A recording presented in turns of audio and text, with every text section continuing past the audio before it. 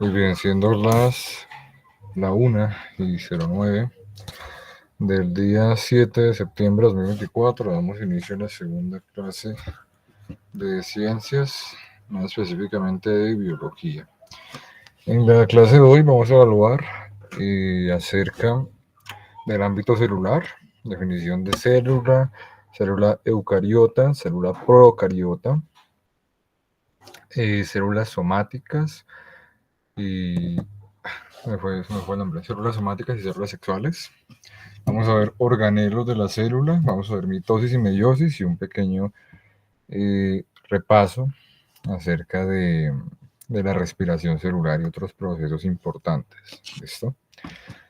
No quiero que se alarmen con el ciclo de Krebs ni nada de eso, digamos que eso nunca lo he evaluado en el examen y pues es excesivamente complejo como para tener que evaluarlo. Entonces, vamos a comenzar. En la sesión anterior habíamos visto una breve definición acerca de lo que podría ser una célula y acerca de los componentes que están en ella y de los componentes que trabaja, biomoléculas. En esta sesión pues vamos a profundizar un poco más en torno al tema. No sé si me está escuchando el excelente sonido de los maravillosos niños que vienen acá, entonces me voy a alejar un poquito.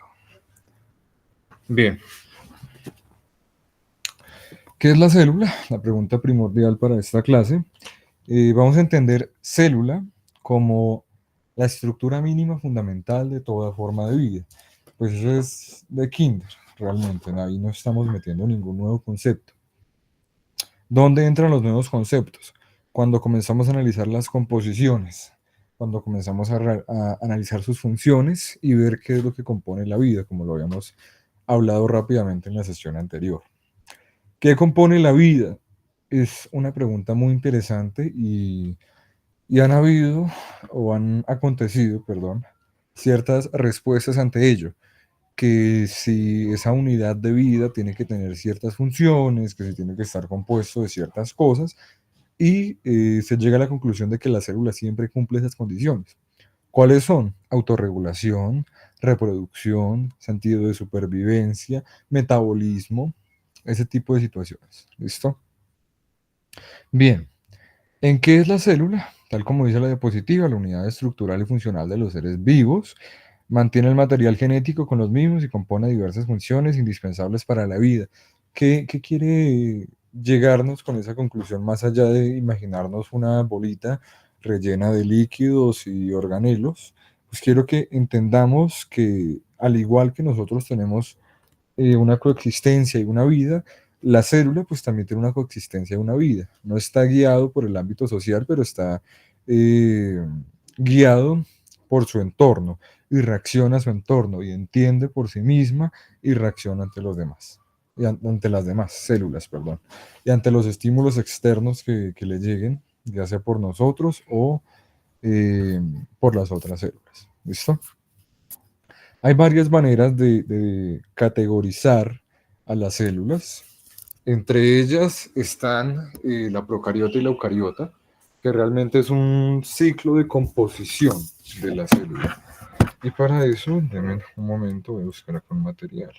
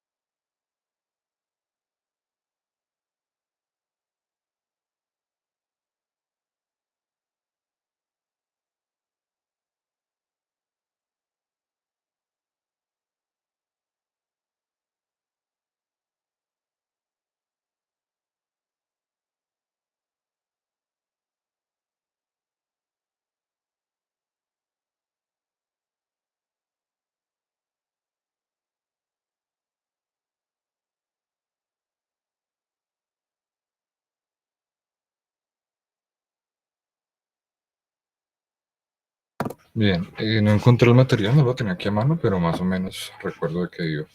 Entonces, es una manera de categorizar estos organismos vivos a pequeña escala y es dividirlas en eucariotas y dividirlas en procariotas. Pues son nombres, realmente no interesa mucho pues el nombre que tengan, lo importante son las características que tienen. La principal es la complejidad entre una y otra. Digamos que la célula eucariota es muchísimo más compleja que la célula procariota y las voy moviendo acá. ¿Por qué? La célula eucariota cuenta con un núcleo, cuenta con un ADN en el núcleo, puede hacer traducción y transcripción de este ADN, cuenta con una membrana plasmática y endomembranas, son muchos los, los organelos, que son las partes internas de la célula con las que cuenta. Cuenta con mitocondrias, que es una evolución tremenda.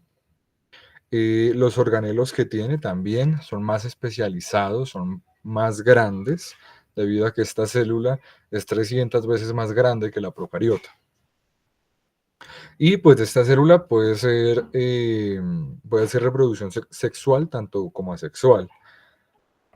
Y pues tiene su citoesqueleto completo. Yo sé que son nombres complicados y que pues probablemente no nos vayan a servir después del examen, eh, pero pues cada nombre tiene su punto y tiene sus conexiones.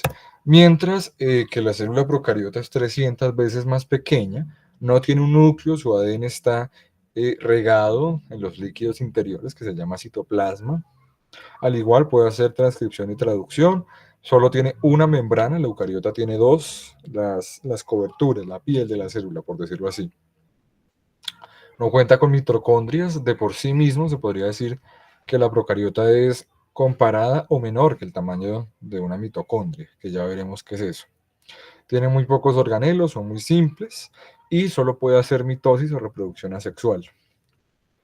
Y pues como les dije, son diminutas y su citoesqueleto es extremadamente simple. Esa es la diferenciación.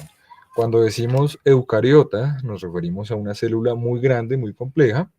Cuando decimos procariota, nos referimos a una célula muy pequeña, muy simple. ¿Listo? Entonces, la otra categoría que quiero dar, que pues no me estoy quedando en las categorías, como pueden ver, me estoy reservando para poder hablar de los organelos celulares. ¿Listo? Son las categorías de las, pues acá les dejo igual la diapositiva para que la distingan, carece de un núcleo, procariota. Son las categorizaciones de los tejidos vivos básicos, vegetales y animales. Pues nos estamos olvidando de ciertos reinos como el fungi, pero pues casi eso nunca se trabaja y tienen muchas similitudes con la vegetal, por ejemplo. Por eso hay quienes sostienen que el fungi entra en las células vegetales. ¿Listo? Los hongos, para el que no distinga el nombre. Entonces, célula vegetal y célula animal. Para los que sepan, las células tienen ciertos tejidos rígidos, al igual que tienen otros tejidos acuosos, los cuales les tienen sí o sí que dar una dureza, ya sea que la célula se pueda mover por fototropismos, hidrotropismos, perdón, la planta, por este tipo de movimientos, pues igual las plantas son rígidas, no realizan movimientos, no tienen articulaciones, tendones, músculos, etcétera. Lo que sí tienen son sistemas nerviosos, por ejemplo, se descubrió recientemente, por lo tanto sí sienten dolor. Eh, Tienen tejidos conjuntivos, por decirlo así, tienen tejidos excretores, etcétera. Eso ya lo veremos más adelante. Pero la cualidad principal de una planta es que no realice movimiento, o de un vegetal, mejor dicho, es que no realice movimiento. O si lo realiza es muy mínimo y en secciones específicas, como en las hojas. Eh, ¿Por qué eso es importante? Porque eso va a definir la gran diferencia que va a tener una célula animal de una vegetal, que es una división categorizada muy antigua. Actualmente pues ya podemos evaluar otro tipo de células, pero siempre se trabaja es animal y vegetal. Por ejemplo, principales diferencias entre una y otra. La célula vegetal tiene ciertos organelos, llamados vacuolas, las cuales se encargan de almacenar agua. mientras que la célula animal no necesita esa función. El principal objetivo de una célula animal no es conservar el agua ni tampoco utilizar el agua. Son otro tipo de alimentos como los carbohidratos. Entonces no necesitamos vacuolas, por ejemplo. La célula, la célula animal, por ejemplo, es más flexible porque digamos que los animales sí realizan movimientos. Por otro ámbito, las células vegetales realizan, al igual que las células animales, en el caso de ser eucariotas, de reproducción sexual y asexual, ahí no hay ninguna diferencia. Lo que sí es que la membrana plasmática en la célula animal es un poco más compleja, las paredes son más complejas, pero la célula vegetal, a costa de ser muy rígida, tiene un beneficio, y es que tiene un organelo extra más allá de su propio cuerpo, que se llama pared celular. ¿Listo? ¿Qué es? Es una estructura rígida que la estamos viendo más o menos por acá, es esto de acá, mientras que por acá está la piel propiamente. Tiene un escudo, por decirlo así, la célula vegetal, la cual le va a brindar de termoprotección, de mejores condiciones para la rigidez, de mejores canales de comunicación, porque van a estar más reguladas las enzimas que entran y salen, por ejemplo. De resto, tienden a ser iguales los organelos dentro de la célula animal y de la célula vegetal. ¿Listo? Uy, se me fue un cable. Por otro lado, las células animales tienden a tener vacuolas más variadas, vacuolas, tienden a tener mitocondrias más variadas con diferentes tipos de ADN, ya sean, pues dependiendo, ¿no? La mayoría son ADNs doble cadena lineales, pero hay algunas que tienen doble cadena circulares, unicadena lineal y circular, entonces son un poquito más variadas. Además de que la célula animal tiene un beneficio muy grande, que es los centriolos o los centromas, como usted le conozca. Son estas pequeñas estructuras que más adelante veremos para qué sirven, pero sirven para poder dividir la célula y generar una reproducción. Bien.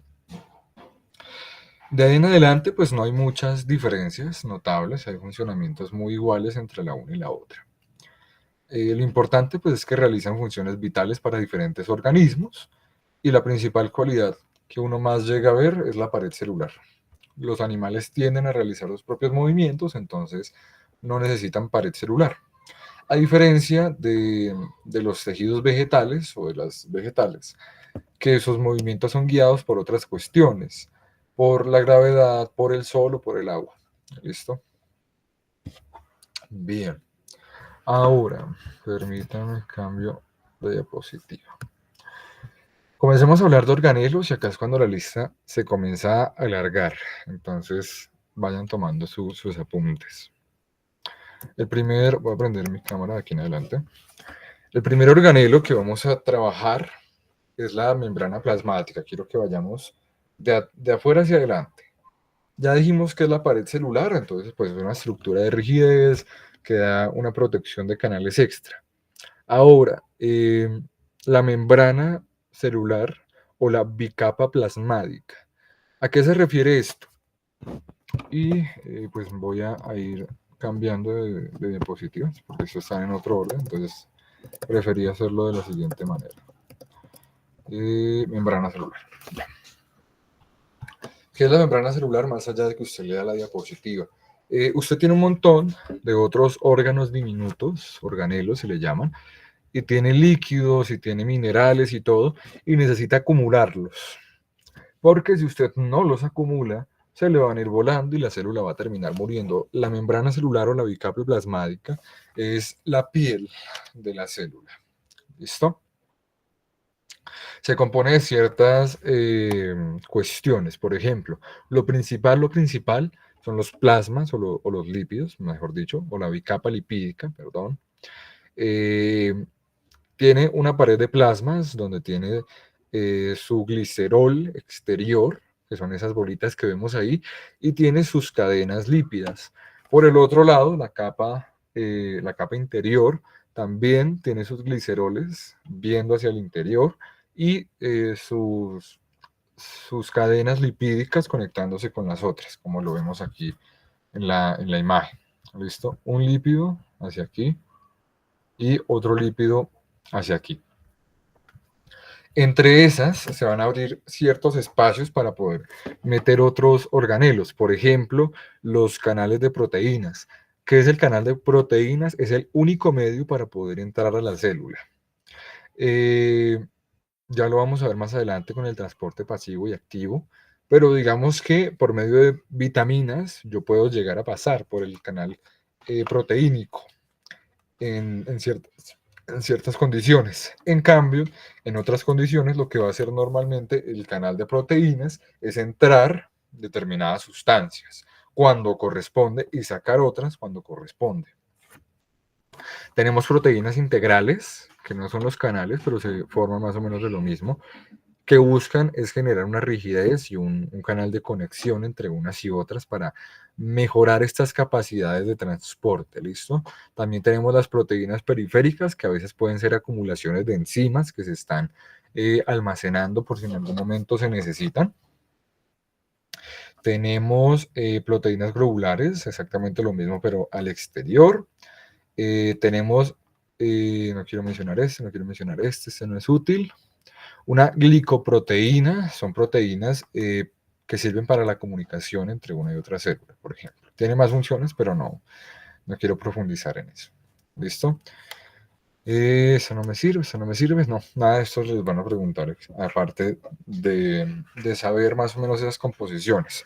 ¿De qué se puede componer la membrana plasmática? Glicolípidos, fosfolípidos, proteínas y colesterol. El colesterol, para el que no lo sepa, hay varios tipos de colesterol, ya sea beneficioso o maligno, como usted le quiera llamar. Hay otros nombres, THL y TDHL, pero el colesterol lo que aporta es rigidez. Recuerden que estamos hablando de la piel de la célula y a pesar de no tener membrana plasmática, igual a pesar de no tener pared celular, igual necesita tener una rigidez. Y eso es lo que va a aportar el colesterol a la célula, poder solidificar la pared celular, por decirlo así, y que queden bien colocados los canales proteínicos. En el organismo como tal van a tapar las arterias y y las articulaciones, las arteriolas, las vénulas y las venas, o directamente pueden servir para mejorar las condiciones de órganos como el páncreas. ¿Listo? Ahora, yéndonos más al interior, me gustaría tomar un organelo importante, que este no, funciones de la membrana celular, para que vean acá esta. Barrera selectiva, canales proteínicos, locomoción por la rigidez, transporte celular, canales proteínicos, señalización, los que vimos acá con la glicoproteína y comunicación entre células. ¿Listo? A ver, acá hay un gráfico más detallado de lo mismo, pero, uy, me fui. ¿Dónde está? ¿Dónde está? Es que está todo en un desorden. Flagelo, ¿no? Bien, aquí está. El citoplasma. Ya una vez colocada la membrana diplasmática, la membrana dilípica, perdón, eh, dentro de ello lo que se comienza a trabajar son unos líquidos.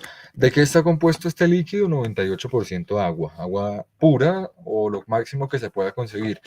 En el caso de América Latina, pues esa agua está un poquito contaminada. Pero, ¿qué es el citoplasma? Es un gran líquido que está a totear en la célula, o sea, está completamente inflando la célula con su presión para poder darle rigidez gracias al colesterol también. En él, pues existen ciertos minerales. Existen fósforo de cierta manera, existen algunos carbohidratos libres, etcétera. Eso usted pensaría, pues la célula por dentro es completamente acuosa y resulta que no. Bajo las condiciones que trabaja la célula de lípidos, de la bicapa plasmática, etcétera, lo que va a tener dentro el citoplasma, lo que se va a componer, va a terminar con una forma un poco gelatinosa, sin llegar a ser gelatina, pero tampoco sin llegar a ser líquido. ¿Listo? Es ese punto medio entre un coloide y un líquido. ¿Listo? Citoplasma. Se denomina citoplasma al interior de la célula. Se trata de una dispersión coloidal, ya vemos qué es eso, de un fluido llamado citosol, que se considera el esqueleto de la célula. No, esa definición está mal. De hecho, hay otro organelo, perdón, que se le llama el esqueleto celular, de así directamente, que va a estar compuesto de ciertos fragmentos de lectina. Pero lo que nos vamos a quedar con el citoplasma es un fluido entre un coloide, una gelatina, y un líquido, el cual va a estar relleno de otros pequeños organismos muy, muy importantes. ¿Listo? Ya vamos a ir a ver cuáles otros hay. Yéndonos un poquito más al interior, nos vamos a encontrar ¿dónde está? Dios mío. Microfilamento, microtúbulo, un momento. Acá está. Bien. El aparato de Golgi.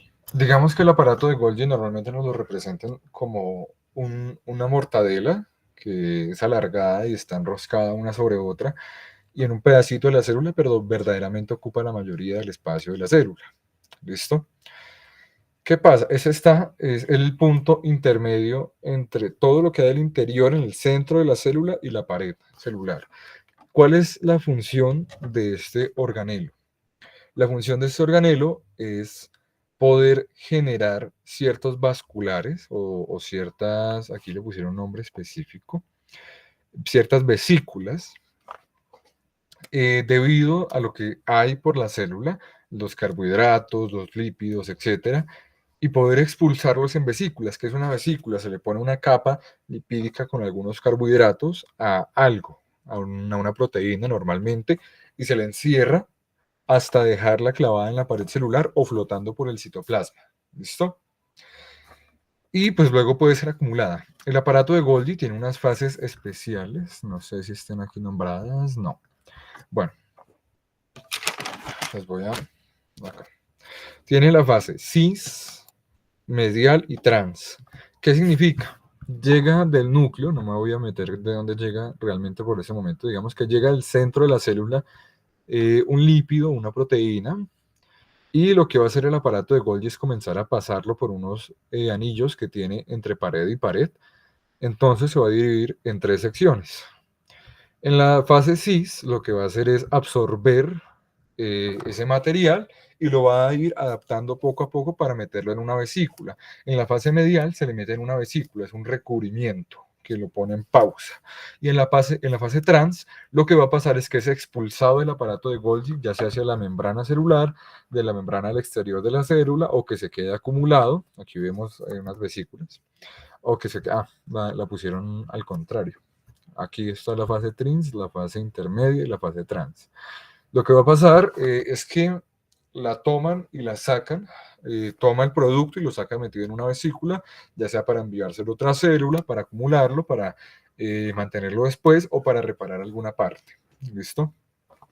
Eso es lo que hace el aparato de Golgi. Genera vesículas con unos productos que le va a enviar el retículo endoplasmático.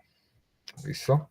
El aparato de Golgi tiene como función modificar, almacenar y expulsar proteínas sintetizadas en el retículo endoplasmático a distintas partes del organismo. Nos referimos a la célula y de la célula con otras células se van a escalar para llegar a las partes del organismo y lo que necesite. Bien, ahora yéndonos un poco más hacia adentro, yo puedo. Citoplasma, flagelos, centroma, ribosomas. Acá. Retículo endoplasmático rugoso, retículo endoplasmático liso. Bien. Resulta que hay dos tipos de retículo endoplasmático. ¿Qué son los retículos endoplasmáticos? Digamos que son una red de tubos interconectados que quedan al exterior del núcleo sin llegar al aparato de Golgi. Están en el centro de la célula, sin llegar a ser el núcleo, perdón, obviamente, y se dividen en dos, el liso y el rugoso. El liso, como dice ahí la diapositiva, el retículo endoplasmático liso, es un tipo de retículo con forma de pared desordenada de túbulos que carece de ribosomas. Ya vamos a ver qué es eso. Su principal función es la síntesis de lípidos estructurales en las membranas celulares eucariotas. ¿Qué sucede? Van a llegar una información del núcleo o de las vesículas que se encuentren por ahí, y este aparato va a comenzar a hacer los lípidos. ¿Listo? Es la función especial de cualquier retículo endoplasmático. Ya vemos que el rugoso realmente no es que haga otra cosa. El retículo endoplasmático lo que hace es una síntesis de lípidos. Lo vamos a dejar ahí por el momento. Solo se encuentran las células eucariotas y tiene una crucial importancia porque estos lípidos van a conformar la membrana plasmática, la bicapa plasmática, perdón, o lípida, como mejor la conozcan. Va a dar también funciones al aparato de Golgi para poder generar sus membranas en la fase medial, y además va a ser el almacén de lípidos dentro de la célula. ¿Listo? Esa es la principal función del retículo endoplasmático liso. El rugoso hace exactamente lo mismo, pero es que tiene una cualidad muy importante, y es que tiene ribosomas. Por eso se llama rugoso, porque contiene ribosomas. Y ustedes pensarán, pero es que sucede que si es rugoso es porque hace o tiene ribosomas y genera proteínas. Y resulta que no. No es que el retículo endoplasmático rugoso haga las proteínas, es que almacena o contiene en él lo que tienen las proteínas, lo que hacen las proteínas, el ribosoma. Podemos ver acá que es simplemente un cambio en la estructura del liso y almacena unas pequeñas estructuras que son los ribosomas, que más tarde van a ser importantes en la próxima sesión para el dogma general de la biología microcelular. Pero ¿qué es un ribosoma en esencia? Un ribosoma en esencia, me fue la que no era acá. Un ribosoma lo que es una complicada cadena de proteínas. Es una cadena extremadamente larga que se va a arrugar sobre ella misma y se va a componer de dos partes, que eso es algo que casi nunca enseñan. El ribosoma no es una sola, sino que son dos partes de proteínas que cuando se conectan pueden hacer funciones. Dogma de la biología nos referimos a replicación, traducción y transcripción. Eso. Pero ¿qué pasa? El ribosoma tiene un punto T, tiene un punto P, lo vamos a ver en la próxima sesión. Cuando se unen pueden hacer proteínas a base de ARN. ¿Listo? Esa es la principal función del ribosoma, la generación, y la única, la generación de proteínas a base de ácidos nucleicos. ¿Listo? O sea, es una transformación de ácidos nucleicos en aminoácidos. Y lo que hace el retículo endoplasmático rugoso es acumular estos ribosomas para darles un espacio especial, que no estén volando por ahí y que realicen sus funciones en sus espacios. Además, pues también generan lípidos, no tanto como el liso, pero igual sigue generando lípidos y glicoglicerol. Listo. Ahora, yéndonos todavía más adentro en la célula, encontramos otro organelo muy especial, como es el núcleo. El núcleo es simplemente una capa de lípidos especial y también con carbohidratos, la cual, debido a la evolución de esta célula, al intercambio que ha tenido a lo largo de millones de años, se genera dentro de las células eucariotas. ¿Por qué? Porque tiene una especial función, y es poder contener el ADN. ¿Listo? Entonces, el ADN siendo la estructura vital para el funcionamiento de la célula, porque ya vimos que las proteínas son lo más importante que tiene la célula, y para hacer proteínas necesito ARN, que sale del ADN. Entonces es importantísimo porque sin ADN no puede vivir ni estructurarse una célula. Bien. El núcleo celular es un órgano membranoso que se encuentra al interior de las células eucariotas, contiene la mayoría del material genético de la célula, está organizado en cromosomas de ADN, ya vemos qué es, y desempeña un papel fundamental en la regulación y control de actividades celulares. ¿Qué pasa? El ADN pues se organiza en ciertas estructuras que hemos visto toda la vida, parecidas a una X, que se llaman cromosomas. ¿Listo? Y a base de los procesos que se le pueden hacer a esos cromosomas y esas bases del ADN, se pueden hacer otras funciones, como las proteínas, los lípidos, etc. Dentro todavía del núcleo se encuentra otro organismo, como lo es el nucleolo. ¿Qué es el nucleolo? Es una gran acumulación de ARN y ADN. ¿Sí? El ARN se encuentra flotando en las paredes de cromatina, en la cromatina que existe dentro del núcleo, y puede ser tomado y expulsado por las envolturas nucleares que hay, por los orificios en la envoltura nuclear, para poder generar procesos en el ADN, en los ribosomas. ¿Listo? Entonces, eso sería por la parte del núcleo, una acumulación de ADN donde se van a resguardar, y más adentro de él va a existir un nucleolo, que es una especie de bola, por decirlo así, donde se van a acumular esas grandes acumulaciones. Bien, yéndonos un poco fuera del esquema, pues lo que tenemos hasta el momento es que primero existe un ADN dentro del núcleo y dentro del nucleolo, que va a ser expulsado o va a ser sacado cuando sea necesario del núcleo para llegar al retículo endoplasmático rugoso, que se va a poder transformar en proteínas, o en otros casos en el retículo endoplasmático liso, que se va a poder transformar en lípidos, y estos elementos van a llegar al aparato de Golgi, que acá hay una imagen muy gráfica, como lo pueden ver. Todo esto es el aparato de Golgi. Uy, había una todavía más acá. Como pueden ver acá, el aparato de Golgi se encuentra por casi toda la estructura, al igual que se encuentra el retículo endoplasmático rugoso, lo ven por acá. El aparato de Golgi ocupa toda esta capa de acá, la exterior, y van a ser unas vesículas. Esas vesículas van a tener unos caracteres muy importantes, porque hay unas que cumplen ciertas funciones.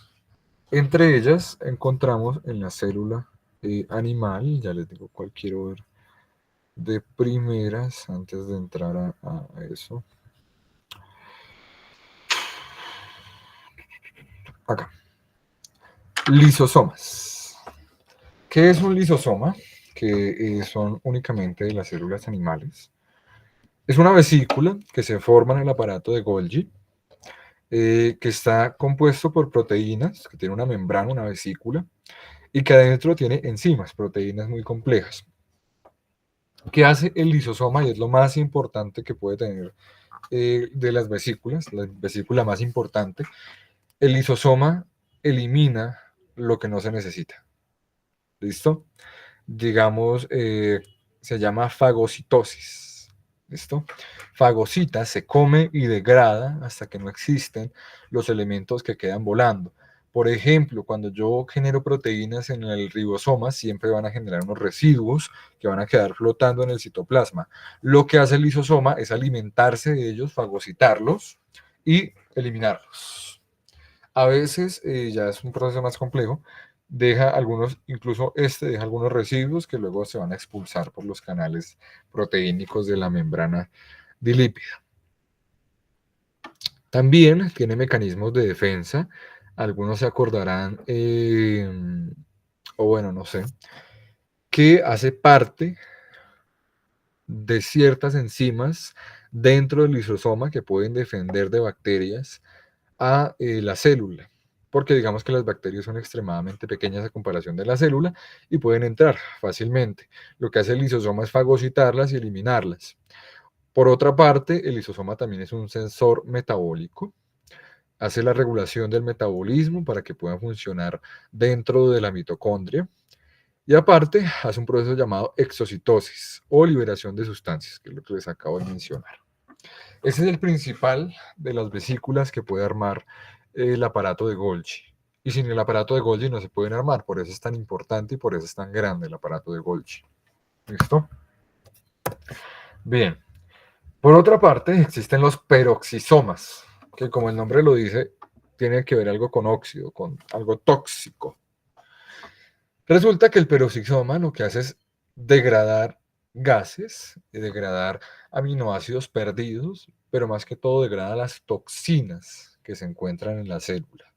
¿listo? O las toxinas que tratan de entrar a la célula y mirar si tiene algún beneficio para la célula, ¿listo? No cumple otra función, digamos que su función es muy específica, trata de eliminar. ¿Y por qué se le llama peroxisoma? Porque produce peróxido de hidrógeno al hacer sus funciones, el cual pues puede ser expulsado de la célula sin ningún problema. El aparato de Golgi ya no hablamos, y para este voy a hablar.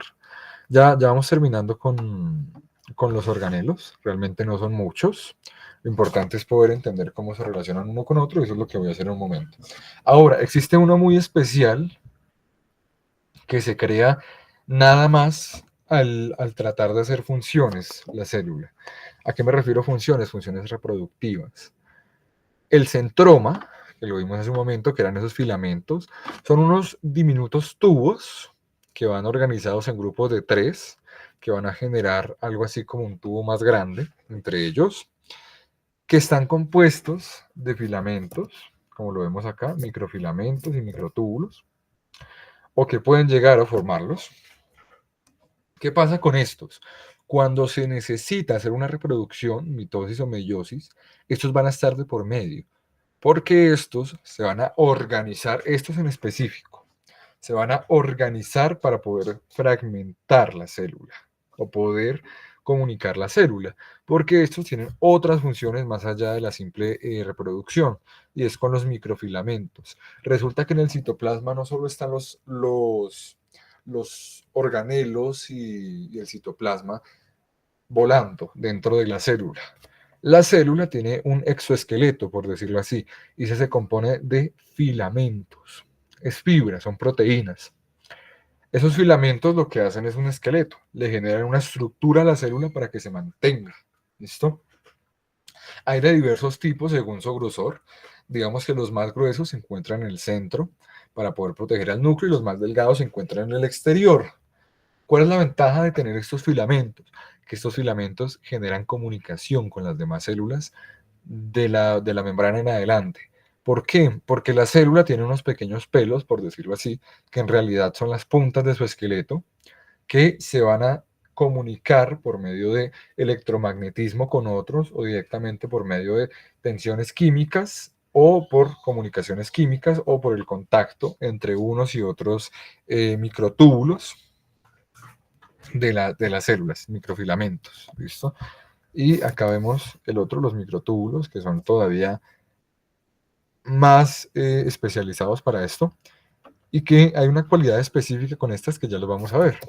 Pero para quedarnos con esta, con el centroma, que luego más adelante se transforma en el esqueleto o interacciona con el esqueleto. El centroma es un organismo celular libre de la membrana, libre de membranas, perdón, que participa en varios procesos: organización de microtúbulos, que es lo que les acabo de decir, el microesqueleto de la célula; segregación de cromosomas; y dirección de movimientos celulares. ¿Cuándo comienza a tener movimientos celulares? Nos referimos a mover toda la célula, no por dentro. Comienza cuando analizamos estos microfilamentos, ¿sí? Pero cuando analizamos estos microtúbulos, que son el esqueleto de la célula. Los microtúbulos son filamentos proteínicos que participan en la división, movilidad, transporte y comunicación celular, y se organizan en cilios, flagelos y axones.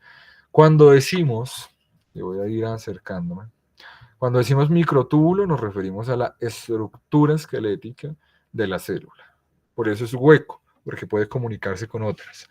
Cuando decimos filamentos intermedios, nos referimos a la estructura media, la estructura esquelética media de la célula. ¿Listo? Y estos son los de actina, que tienen la comunicación exterior directa. Bien, cuando estos filamentos, alrededor de muchos y muchas etapas de desarrollo, se van saliendo cada vez más de la célula para poder mover la célula, que es algo que no tienen las células animales normales. Digamos que usted nunca ve que un pedazo de piel se le vaya, porque su piel está quieta, su piel no tiene las siguientes dos estructuras: los cilios y los flagelos, que esos se encuentran acá. Los cilios y los flagelos. ¿Qué es un cilio? Son pequeños pelitos que en realidad salen del microesqueleto de la célula, las cuales le ayudan a movilizarse por medios acuosos. Por ejemplo, las células dentro del intestino delgado. Para poder procesar los lípidos en el intestino delgado, lo que hacen estas células, incluso las bacterias que tenemos, es movilizarse por esos pequeños cilios, son unos pelitos que le ayudan a moverse por medio de líquidos, a diferencia de los flagelos, que se teoriza en teoría evolutiva, que es cuando muchos cilios se conglomeran en una sección y a lo largo de muchas etapas de desarrollo comienzan a generar un cilio, pero que tiene una estructura muchísimo más gruesa, muchísimo más avanzada y alargada, porque estas ya se pueden mover a una velocidad impresionante. Es como la cola del espermatozoide. El espermatozoide tiene un flagelo enorme que es lo que le permite desplazarse. ¿Listo? Cilios son estructuras que son capaces de realizar movimientos vibratorios que sirven para la locomoción celular y la creación de corrientes en el medio extracelular fuera de la célula. Los cilios también participan en el mecanorrecepción. ¿Listo? Bien, esto era lo que ya habíamos visto. Ya comenté acerca de esto. ¿Qué me falta por acá? Este núcleo, aparato, ribosoma, citoplasma, el flagelo. Flagelo es una estructura de proteína de filamento que se encuentra en las bacterias, arqueas y eucariotas. Su función es principal la locomoción, permitiendo a las células moverse por fuentes de nutrientes, alejándose de sustancias tóxicas y responder a estímulos ambientales como la luz. ¿Listo? El centroma, ya lo dije, participa en la división y reproducción celular. Los microtúbulos, el microfilamento, que es de lo que se compone el centroma, y los microtúbulos, que son el microesqueleto de la célula, por decirlo así. Ahora, llega un organelo muy especial, porque aquí se realizan muchísimas funciones. Los que se acuerden de alguna clase de biología se acordarán que se habla mucho de la mitocondria, en especial en muchos procesos, porque la mitocondria, se teoriza, es una célula procariota que entró en una célula eucariota hace muchísimo tiempo, por fagocitosis de la célula eucariota, pero no pudo ser capaz de ser destruida, sino que continuó con sus funciones, porque no es normal tener un organismo que es prácticamente independiente dentro de otro organismo. Digamos que las células humanas pueden llegar a tener, si no me acuerdo, hasta 200 mitocondrias o más. Entonces son realmente pequeñas, pero cumplen funciones extremadamente importantes, como el procesamiento de carbohidratos. Acá es donde comenzamos a ver toda la respiración celular, los ciclos de Krebs, los ciclos de la glucosa, etc. Tienen que estar relacionados con este. Y tiene excesivas funciones, porque como les digo, es prácticamente un organismo independiente. Producción de energía, produce ATP en el ciclo de Krebs, regula la temperatura de la célula, controla el ciclo celular, ya lo vamos a ver, es un almacenamiento de calcio y regula las hormonas sexuales. Tiene demasiadas funciones y por eso se teoriza que se introdujo en la célula hace miles de millones de años. Y de ahí se pudo desarrollar más fácilmente. Y además es el único organelo que tiene su propio ADN, que no es algo normal dentro de una célula en otra. Pero ya es así. ¿Listo? Vemos dentro que tiene unas crestas, que acá es donde se van a comenzar a realizar los ciclos de Krebs y demás, que tiene una matriz, que es donde se va a centrar esas crestas, contiene ribosomas propios, contiene un ADN unicadena lineal, tiene una membrana interna y tiene una membrana externa, tiene un espacio entre membranas y pues tiene las crestas. Listo. Lisosoma, peroxisoma, aparato de Golgi, cilio, membrana celular, ya lo que vimos. Ahora, para resumir, toda esta mano de partes que tiene la célula, la podemos resumir sencillamente de la siguiente manera. En el núcleo existe el ADN y existe el ARN, ¿sí? Que se acumula ya sea en el nucleolo o dentro de los líquidos nucleótidos. Este ARN, perdón, puede salir del núcleo para ir a los ribosomas y convertirse en proteínas. O puede ser transformado en otras estructuras como los propios lípidos de la célula. Lo que sí es que el producto de estas proteínas, ya sea en el aparato, en el retículo endoplasmático rugoso o liso, es transportado hasta el aparato de Golgi, donde va a atravesar por la fase cis, medial y trans para acumularse en unas paredes lípidas o carbohidratas eh, o sacarosas eh, como enzimas dentro, el cual puede hacer diversas funciones, como una fagocitosis de los residuos o una desintoxicación de la célula, que se pueden acumular ya sea en la membrana o alrededor del citoplasma. Además, en todo ese embrollo de organelos existen unos microtúbulos, los cuales van a ser el sostén y la regulación de la temperatura dentro de la célula y le van a dar el soporte a la célula, que van a estar conectados con la membrana, que va a ser esa estructura grande en la piel de la célula, que cumple diversas funciones como la regulación, la estructura, la intercomunicación y demás. Estos microtúbulos pues ayudan también a una conexión entre el interior y el exterior de la célula. Entre ello, encontramos otros organelos como son la mitocondria, que se va a encargar del procesamiento de carbohidratos. Ya vimos dónde se trabajan los lípidos, las proteínas, los carbohidratos y los ácidos nucleicos. Ahí está todo. Y va a generar ATP, va a generar diversas sustancias, va a generar oxígeno, etc. Y en todo ese meollo, además, encontramos los centriolos, que van a ser los organizadores de la célula, del núcleo de la célula, para poder reproducirse. Bien. Además, vimos que los microtúbulos se pueden llegar a organizar como cilios o como flagelos. Y no sería absolutamente nada más. Ya vimos más o menos qué función tienen unas cosas con otras. Los ribosomas ya sabemos que hacen proteínas.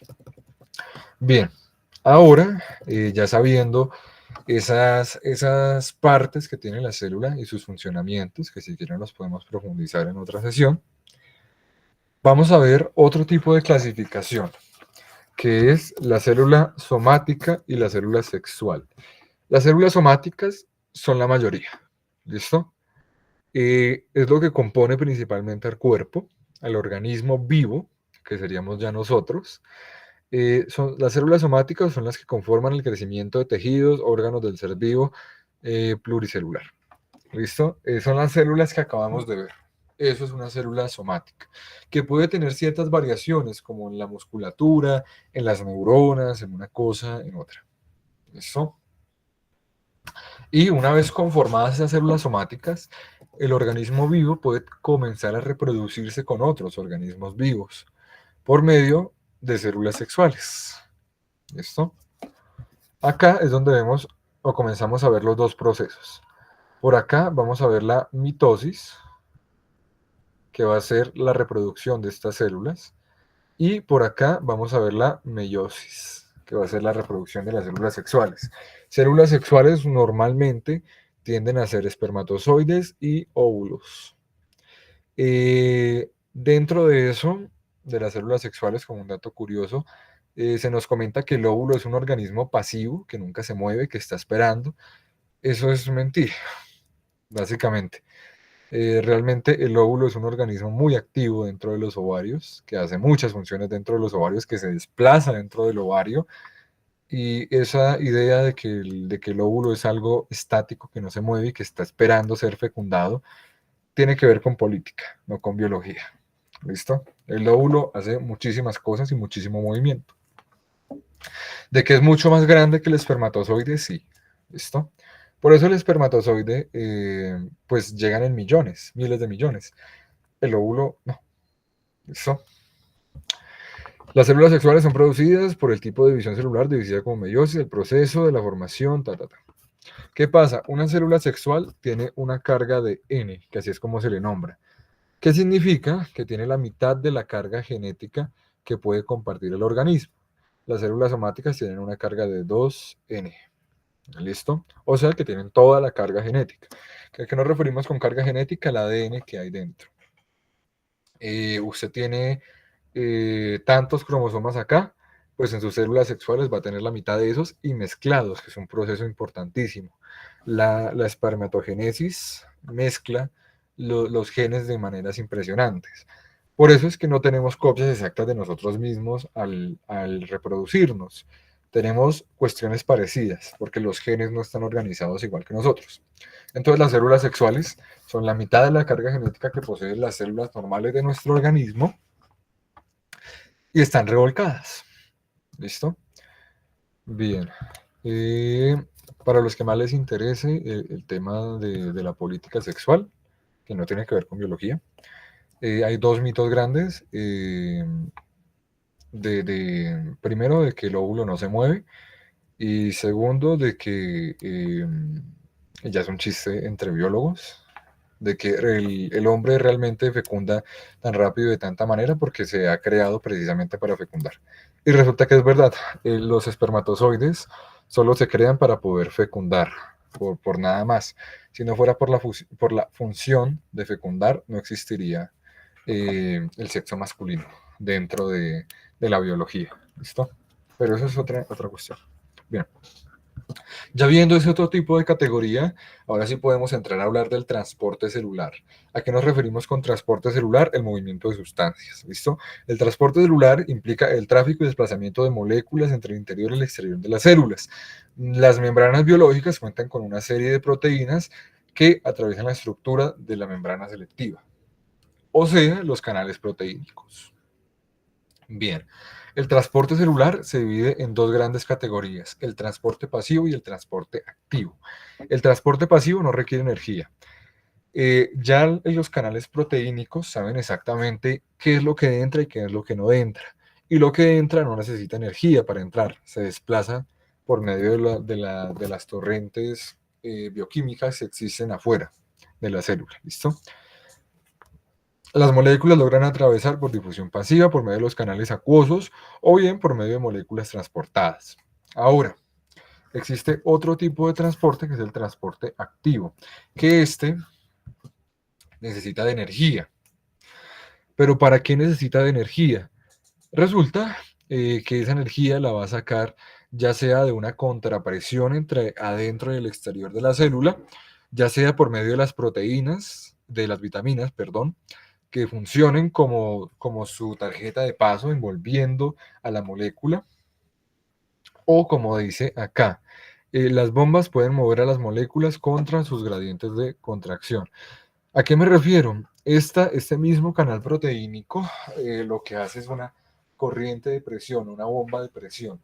Para que la célula funcione, tiene que estar en un ambiente con una presión exactamente igual a la del exterior. Si no, va a comenzar a trabajar en contragradiente. ¿A qué me refiero con eso? ¿Cuál sería el flujo normal? Mover la presión de donde más esté con una presión debido al lleno del agua a donde menos esté para nivelarse. Si trabaja en contragradiente, de donde menos a donde más, que es lo que suele pasar en la célula, afuera suele haber menos presión que adentro debido a los líquidos, pues lo que va a hacer el transporte activo es trabajar con las bombas de presión para mover en contragradiente, o sea, en contrasentido, de donde menos a donde más, estas moléculas para que puedan entrar, ya sea porque sean muy importantes, ya sea porque están rodeadas de vitaminas, etcétera. Y ahí es donde entra la bomba de calcio. ¿Listo? Pero pues no es algo que le vayan a preguntar en el examen. Con tal de que sepa que el transporte pasivo es el que va en gradiente y el activo es el que va en contragradiente, ya es más que suficiente. Ahí pues entran otro tipo de transportes como la pinocitosis, entre otras, la fagocitosis incluso. Pero pues no es algo que a usted le vaya a interesar o le vaya a servir. ¿Listo? Bien, ósmosis. Esta sí es muy importante. La ósmosis, habrán escuchado en algún momento lo de la osmorregulación.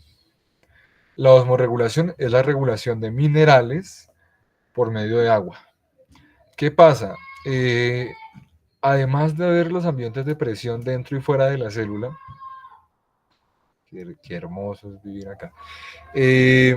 pues también hay otras concentraciones, que son las de los minerales, principalmente sales, o sea, elementos con un pH neutro. ¿Qué sucede? Resulta que hay tres maneras de ver los ambientes: tónico, hipertónico, hipotónico. Tónico, cuando las sales están niveladas entre afuera y adentro de la célula. Hipertónico, hiper significa mucho, cuando hay mucho, pero muchos minerales adentro de la célula y afuera no. Hipotónico, cuando faltan minerales adentro de la célula. Y lo que va a hacer la ósmosis es osmorregular estos contenidos para que tanto adentro como afuera estén en las mismas condiciones, para no tener que gastar energía innecesaria en poder mantener las células sin estos minerales. ¿Listo? Ósmosis, fenómeno físico de intercambio de materiales a través de la membrana semipermeable en un medio menos denso al de mayor densidad, sin incurrir en un gasto de energía. ¿Qué sucede? Si yo adentro no tengo minerales, lo único que tengo que hacer es abrir los canales y que entren minerales. No se está gastando energía, es un proceso automático. Si afuera hay muy pocos y yo tengo muchos, pues lo que hago es abrirlos y ellos salen en automático. Si los tenemos igual, pues no abro nada. A pesar de que los abra, no va a pasar. Se van a quedar igual, si están iguales, obviamente. Bien, la ósmosis inversa, como lo dice acá, es un proceso que invierte el proceso de la ósmosis convencional, emplea una mayor presión del lado de la contracción de las impurezas y salinidad es mayor. ¿A qué nos referimos con eso? Si adentro de la célula hay muy pocas sales, pero la célula tiene algún fallo, o detecta que igual le faltan o está en estado de cuarentena y le faltan sales adentro, pero sabe que afuera hay un montón de tóxicos, lo que va a hacer es adaptar sus canales para no recibir esos tóxicos, pero sí poder recibir los minerales. En ese cambio, pues va a requerir una energía. ¿Están escuchando lo del chococono? No sé, me encanta. Bien, ahora sí, ya viendo lo del... Uy, pero está enfrente de mi casa. Esté como a 3 metros de mí.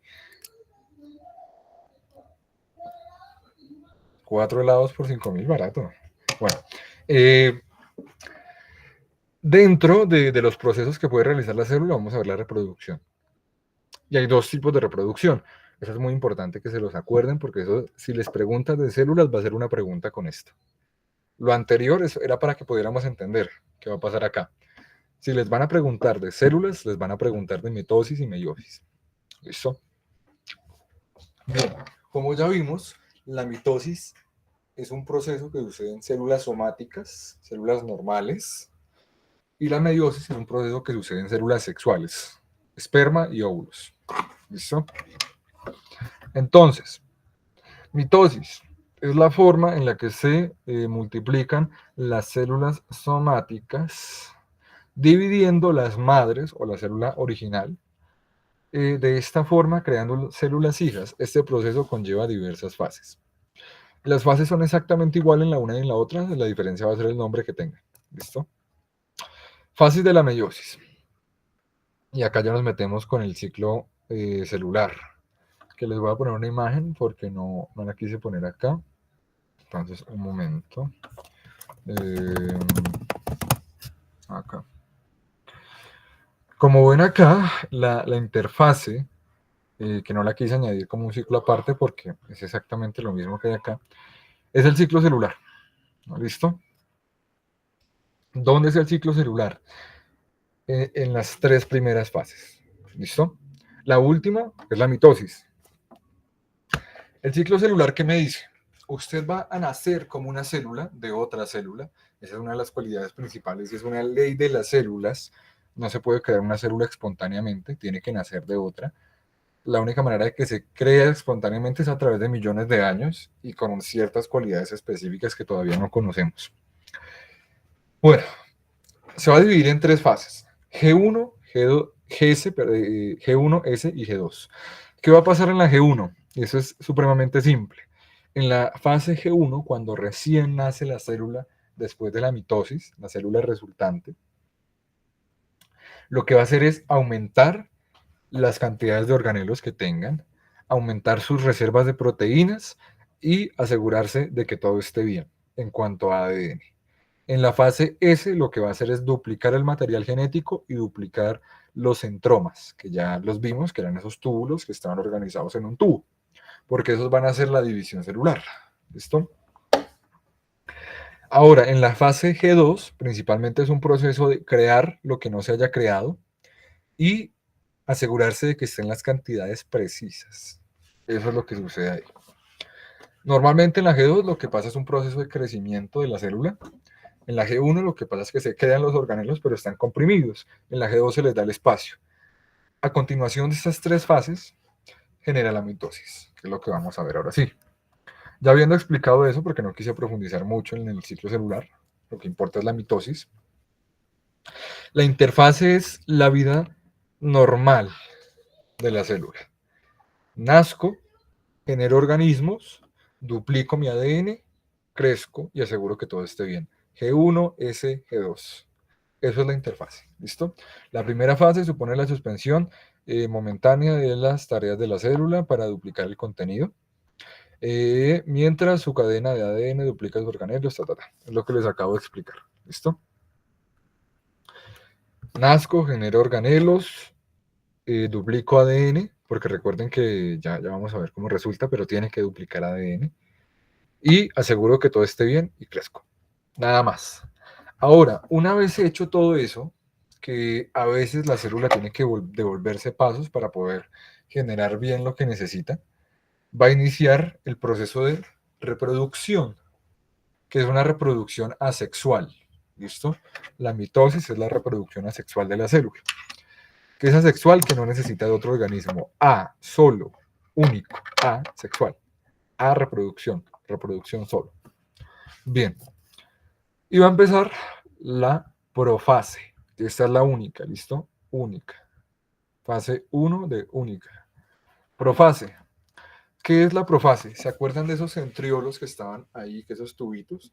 Los centriolos se van a comenzar a separar.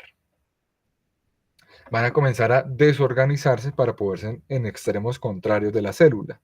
Y se van a anclar por medio de los microtúbulos, que recordemos que es toda una estructura ya formada del esqueleto de la célula. Entonces, profase, la célula empieza a romperse a medida que se duplica también el centroma, ya a eso nos referimos el material genético, y en cada uno de los resultados migra hacia un extremo distinto de la célula. Nos referimos a esto. ¿Listo? Para servir como la polaridad de la división, o sea, generar polos.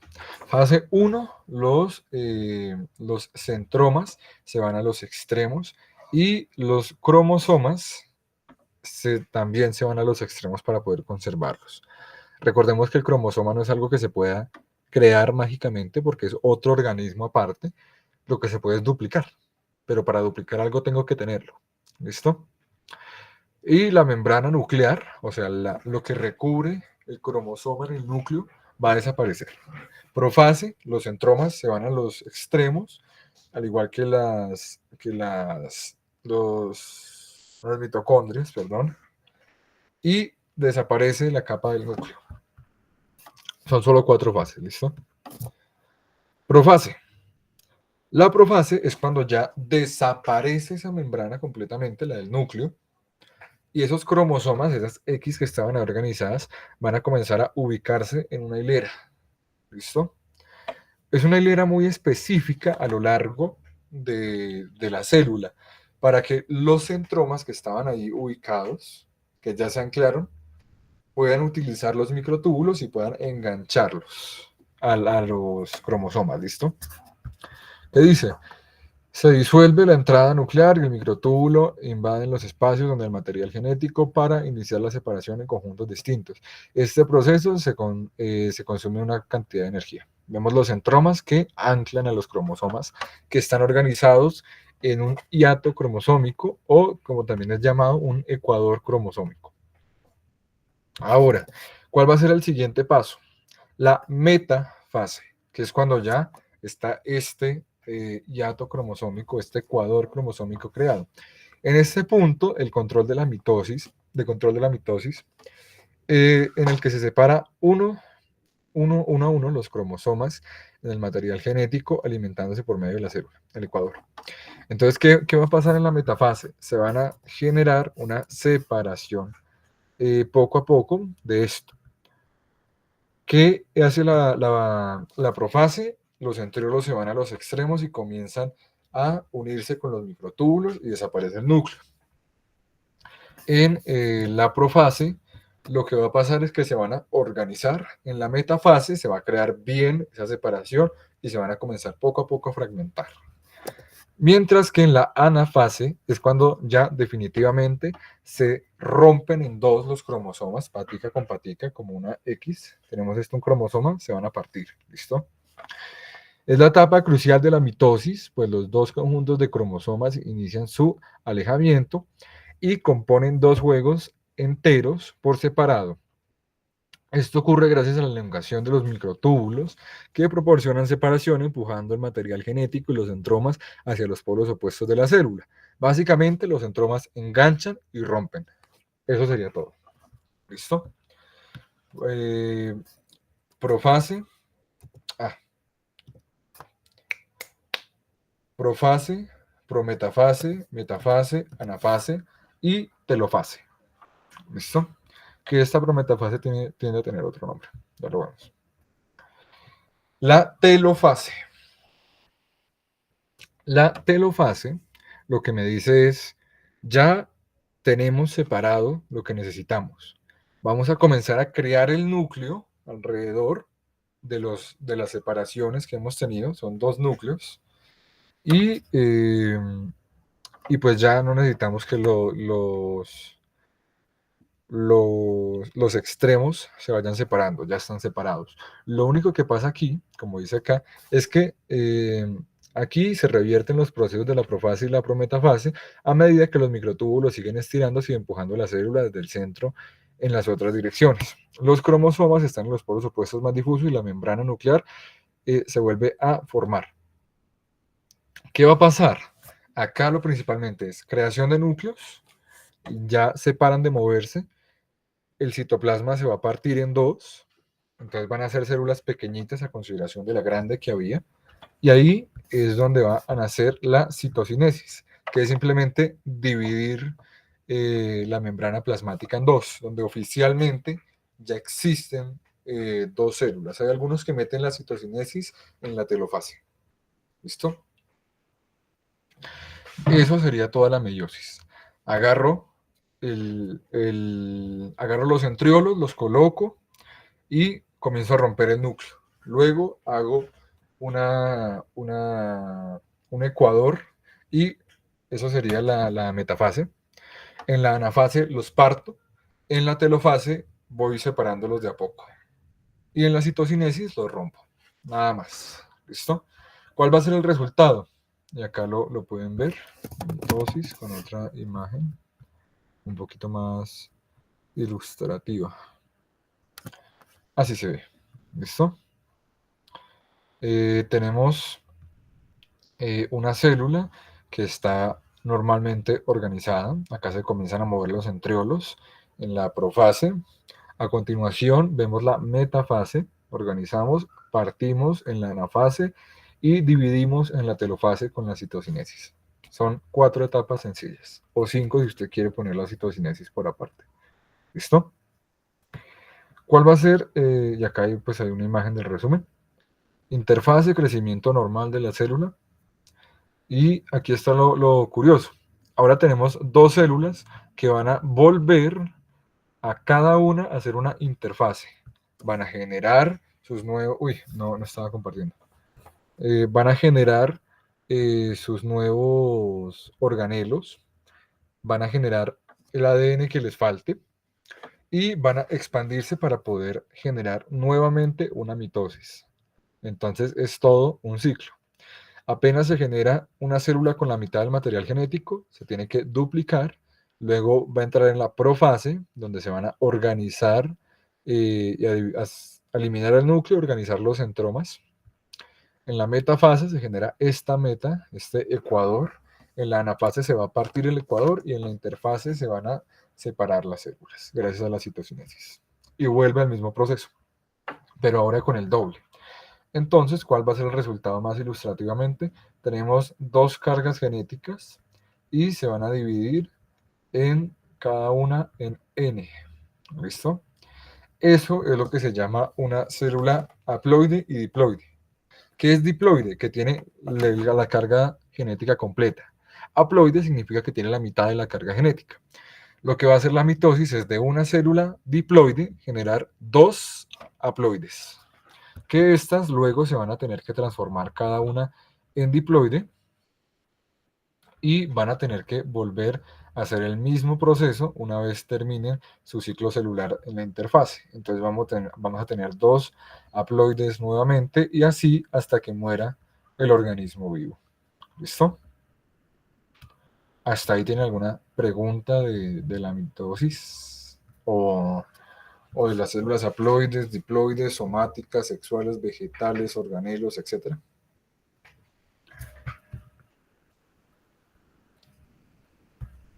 Bien, entonces vamos a tomar un pequeño descanso de 5 minutos para poder ver el último tema, que es la meiosis, que son los dos puntos importantes.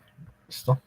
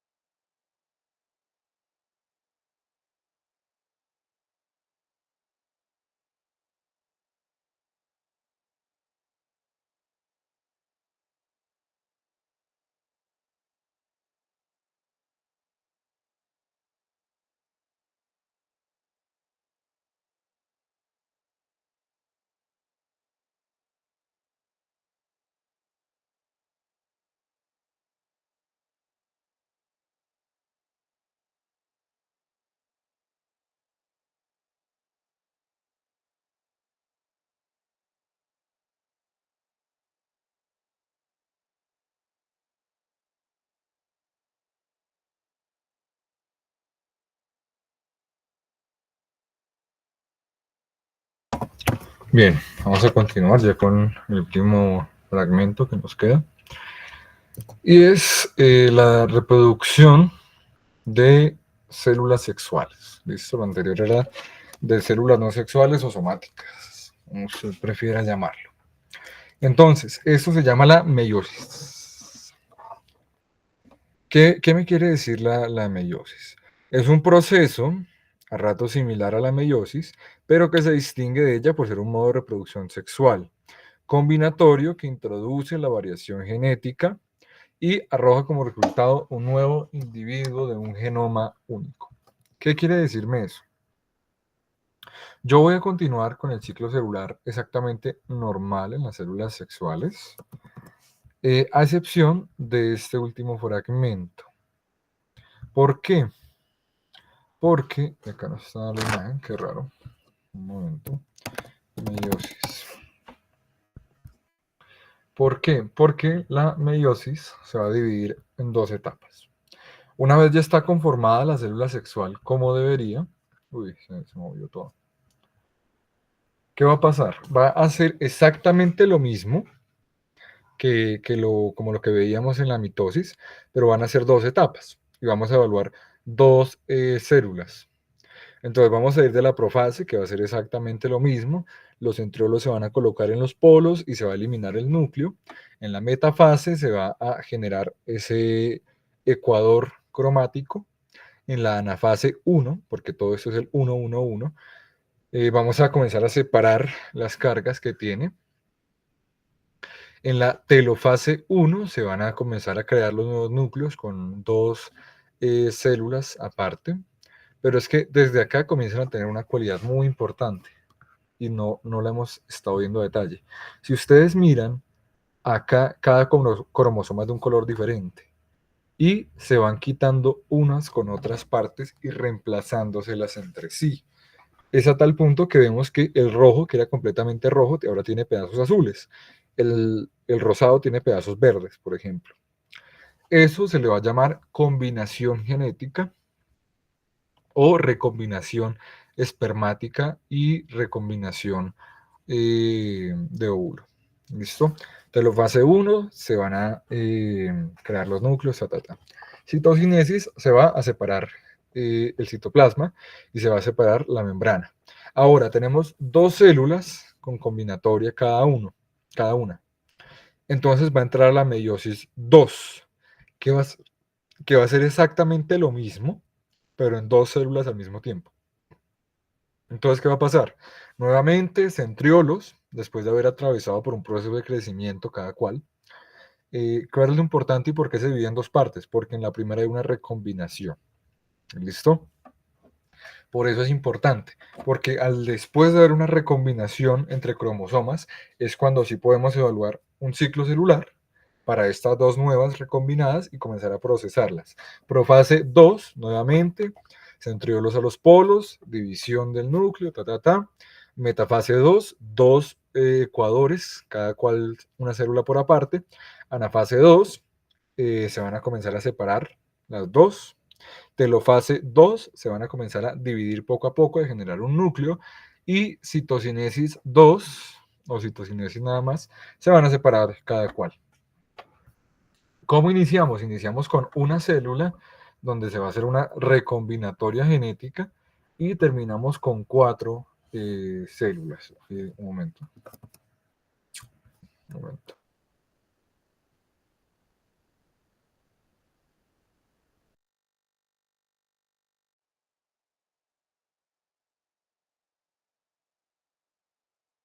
Ya.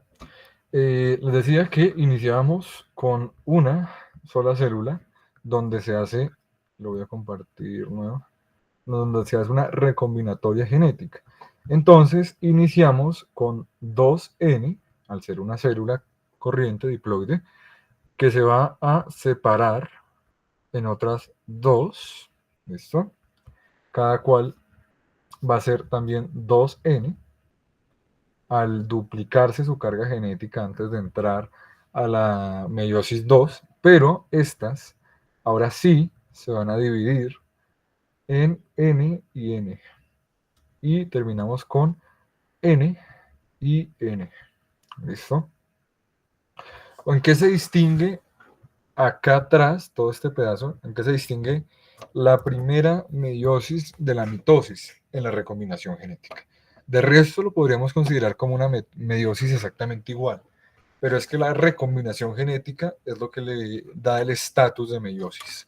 Poder combinar después de un proceso estas cuatro resultantes con otras cuatro resultantes de otro organismo vivo. Un momento.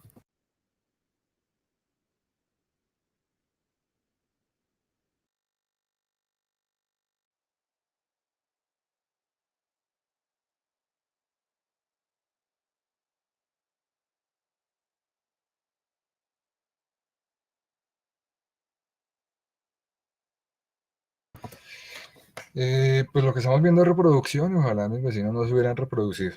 Pero bueno, ya se reproducieron, ya tengo que tener ese ruido al lado. Bueno, lo que van a buscar estas cuatro resultantes, lo que buscan es encontrarse con otras cuatro resultantes y poder generar células diploides que terminen generando un nuevo organismo.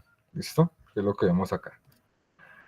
Esa es la importancia de la mitosis y de la meiosis. Mitosis,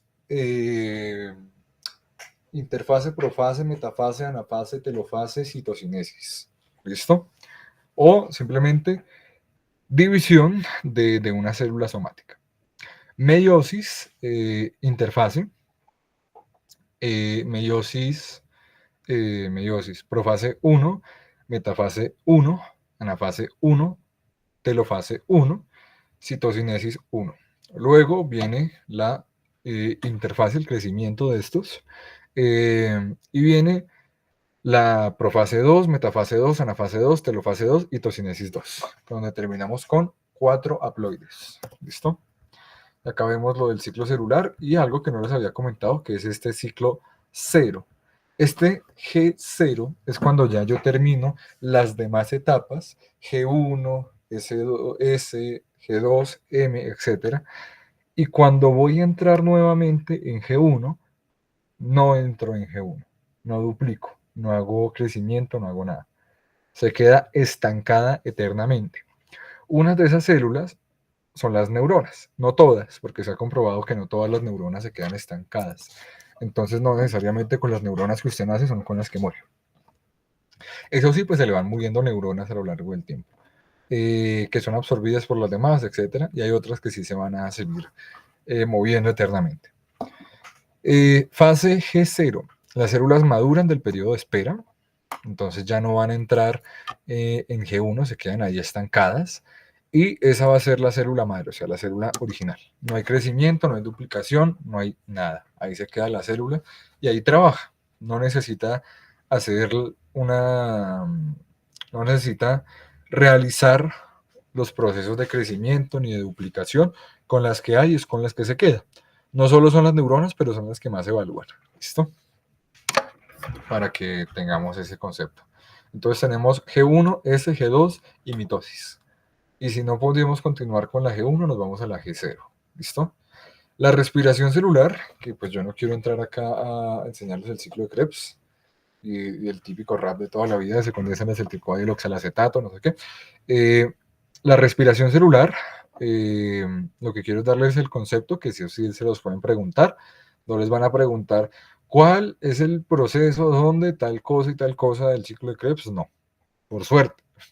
El examen se ha simplificado mucho en los últimos 10 años, a pesar de que uno lo siga viendo complejo. Bien, respiración celular.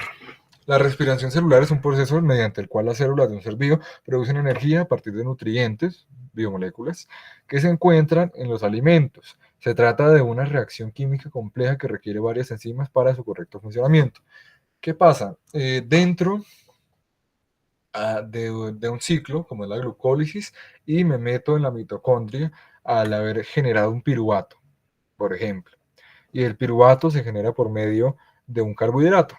Entonces, se va a procesar los carbohidratos dentro de la célula por medio de una glucólisis, se va a generar un piruvato y es donde puede entrar a trabajar el ciclo de Krebs que ocurre únicamente dentro de la mitocondria. Por eso es importante.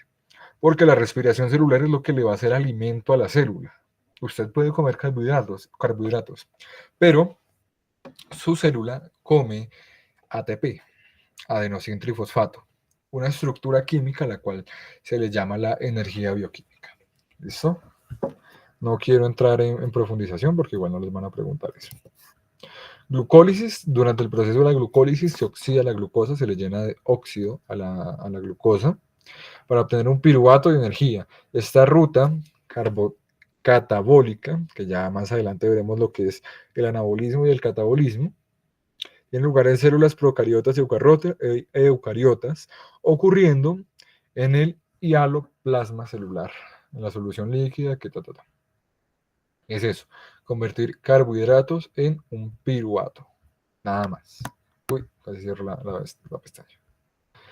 Ahora, oxidación del piruvato es cuando ya entra la mitocondria, es lo que conocemos como el ciclo de Krebs, para poder generar, bueno, la oxidación del piruvato es lo que conocemos del proceso para generar una acetil-CoA. ¿Listo? Y eso sí es lo que comienza a trabajar el ciclo de Krebs. Pero pues no les van a preguntar nada de eso, ni les van a preguntar qué ocurre en tal fase del ciclo de Krebs, que esto es un esquema muy sencillito del ciclo de Krebs. El ciclo de Krebs puede ocupar una cartelera perfectamente escribiendo con letra chiquitica. Es un proceso muy complejo del doctor Krebs. Pero pues no les van a preguntar absolutamente nada de eso. Lo importante es tener en cuenta la respiración celular, glucólisis, oxidación del piruvato y convertir el piruvato en energía. ¿Listo? Que este ciclo pues se vuelva a repetir con los resultantes, No necesitan absolutamente nada de eso, por suerte, para su examen. Con que se lleven de esta clase los conceptos de los organelos, más o menos del funcionamiento de cada uno, y especialmente la mitosis y la meiosis, ya es lo más que le van a preguntar. Es lo que casi siempre se pregunta en el examen, por la parte de biología, a no ser que se pregunte algo de los organismos del cuerpo, como la función de las células o qué hace cierto carbohidrato en tal cosa, pero no es que sea parte del carbohidrato, sino parte del organismo. De resto, no les van a preguntar absolutamente nada más en biología. Muy, muy rara vez les preguntan algo del dogma central de la biología molecular, entonces tampoco se preocupen por eso. ¿Listo? Entonces, esa sería toda nuestra clase por el día de hoy. Sé que fue más corta de lo que esperaba, pero pues no es que se necesiten muchos temas para biología. Son temas sencillos, pero son puntuales. ¿Listo? Les repito, mi nombre es Joaquín Caicedo y espero vernos en una próxima sesión. Que tengan buen día.